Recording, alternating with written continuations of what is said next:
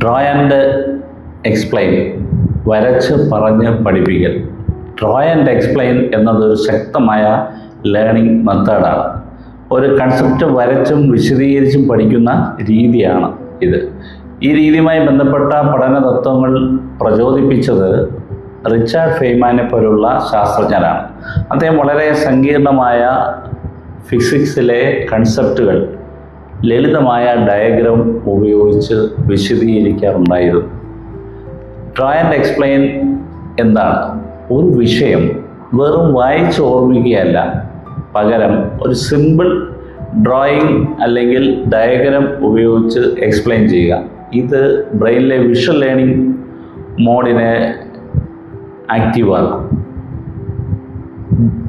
Drawing ഉപയോഗിക്കുമ്പോൾ ബ്രെയിനിൽ visual cortex active ആവും, മെമ്മറി റിട്ടൻഷൻ കൂടുതലാകും, അണ്ടർസ്റ്റാൻഡിങ് ഡീപ്പാകും.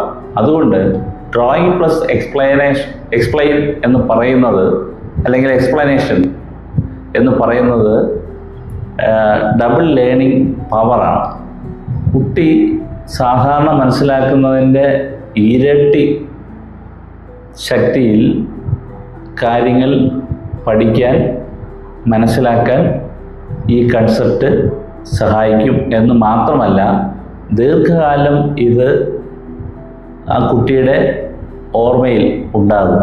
അതുകൊണ്ട് തന്നെ റിട്ടൻഷൻ ഉണ്ടാകുന്ന പോലെ തന്നെ റിട്രൈവ് ചെയ്യാനും ഇത് എളുപ്പമാണ്. അപ്പോൾ പരീക്ഷയുമായി ബന്ധപ്പെട്ട്, പ്രത്യേകിച്ച് ഫിസിക്സ്, മാത്തമാറ്റിക്സ് തുടങ്ങിയ സബ്ജക്റ്റുകളുമായി ബന്ധപ്പെട്ട് കുട്ടിക്ക് പരീക്ഷ പേടിയില്ലാതെ ആൻസർ ചെയ്യാൻ ഇത് സഹായിക്കും.